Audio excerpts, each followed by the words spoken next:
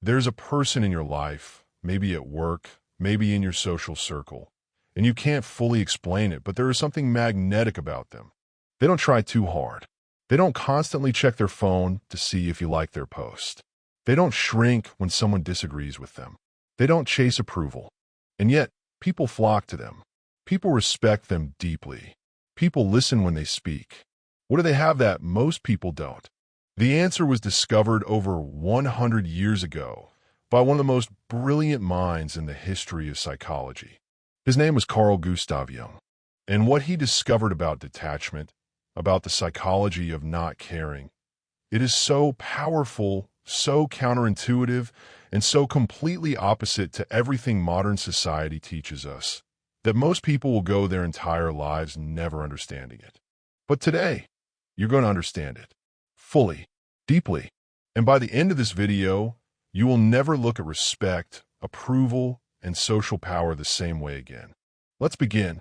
Before we get into the secret, I need to tell you who Carl Jung was, because this is not just some random self-help quote you stumble across on Instagram. Carl Jung was a Swiss psychiatrist born in 1875. He was a student and later a close colleague of Sigmund Freud. But Jung went far beyond Freud, where Freud saw the unconscious mind as a dark, dangerous place full of repressed desires. Jung saw it as something far more mysterious and powerful. Jung believed that every human being has not one mind, but two. The conscious mind, the part you're aware of, the thoughts you have right now, the voice in your head, and the unconscious mind, a vast, dark ocean beneath the surface, full of archetypes, shadows, complexes, and wisdom that most people never access. Jung called the process of truly knowing yourself, of diving into that dark ocean and integrating everything you find there. He called it individuation. And he believed that the people who had done this work, the people who had faced their own darkness, integrated their shadows, and achieved a kind of inner wholeness, these people had something that others desperately wanted but could never quite name.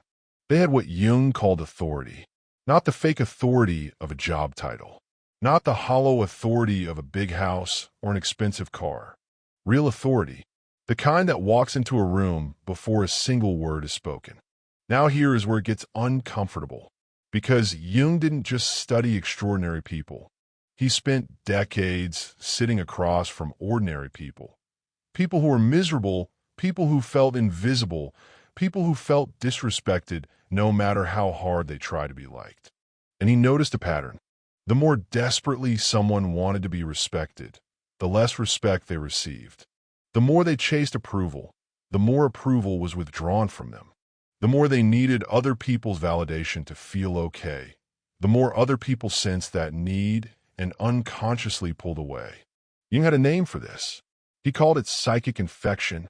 When you need something from other people, when your emotional state is dependent on their reaction, you unconsciously transmit that neediness. People feel it. They don't know why they feel it. They can't explain it rationally. But something inside them, something primal and deep, detects your lack of inner completeness and responds with discomfort, even contempt. Think about a time in your own life when someone was trying too hard to impress you. Maybe a date who kept asking, "Did you have a good time? Are you sure? Did I do okay?" Maybe a coworker who desperately needed everyone to laugh at their jokes. Maybe a friend who texted 3 times asking why you hadn't replied yet. How did you feel? Not impressed, not more respectful. You felt uncomfortable, maybe even a little suffocated, definitely less attracted to that person's presence, their energy, their ideas. This is what Jung was talking about. The need for approval is not just psychologically damaging to you. It actively repels the very thing you're trying to attract. So what is the answer? What did Jung discover that changes everything? The answer is what Jung called psychological detachment. Now I need you to hear this carefully, because most people misunderstand detachment completely. Detachment does not mean you don't care about anything. It does not mean you become cold, distant, or emotionally shut down. It does not mean you stop loving people or stop wanting good things. What it does mean, according to Jung, is that you stop making your inner peace dependent on external outcomes. Jung wrote in his lecture at the ETH Zurich that a truly detached person, one who has freed themselves from the compulsive need for approval, has, and I'm paraphrasing his words here, a strong effect on their surroundings, a special influence on other people because they are attracted to one who is liberated from the things which bind and fetter them. Let me say that again. People are attracted to someone who is liberated from the things that bind most people. What binds most people? Fear of judgment, fear of rejection, fear of not being liked, fear of not being enough. When you walk into a room and that fear is gone, when you genuinely, deeply do not need anyone in that room to validate you, something extraordinary happens. People feel it, and they're drawn to it like moths to a flame. Why? Because deep down, in their own unconscious, they're also trapped by those fears.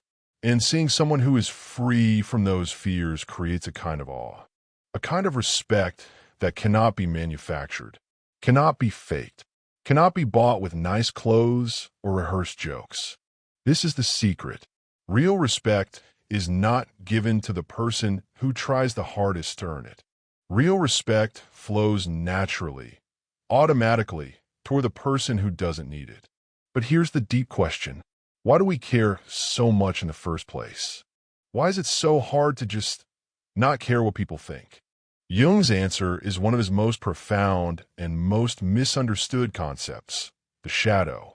According to Jung, every person has a shadow, a collection of everything about themselves they consider unacceptable. Their flaws, their insecurities, their ugliness, their rage, their grief, their fear of being unlovable.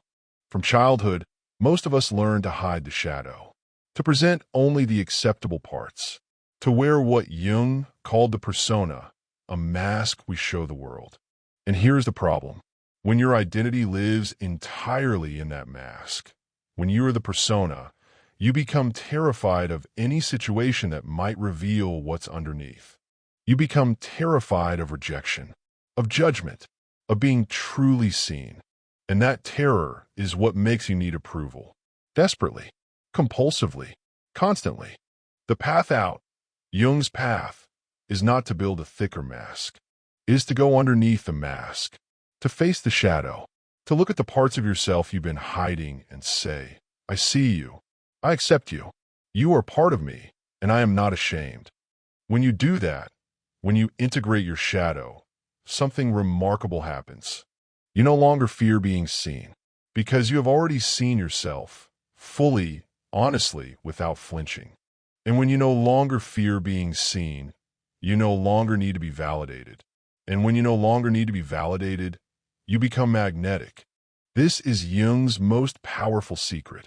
The path to commanding respect runs directly through your own darkness. So how do you actually practice Jungian detachment in your daily life in 2026? Here are 3 concrete things you can start today. Number 1, stop narrating your life for an audience. Every time you post something on social media and immediately check for likes, that's your psyche seeking external validation. Jung would say, do things because they matter to you, not because they'll impress someone else. Practice doing things and telling no one. A workout, an act of kindness, a creative project. The less you need to broadcast it, the more internally grounded you become. Number 2, sit with discomfort instead of fixing it with approval. The next time you feel that anxious pull, that desperate need to know if someone likes you, approves of you, is impressed by you, don't pick up your phone. Don't reach out. Just sit with that feeling. Breathe into it.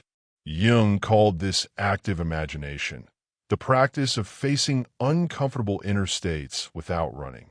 The more you do it, the less power those states have over you.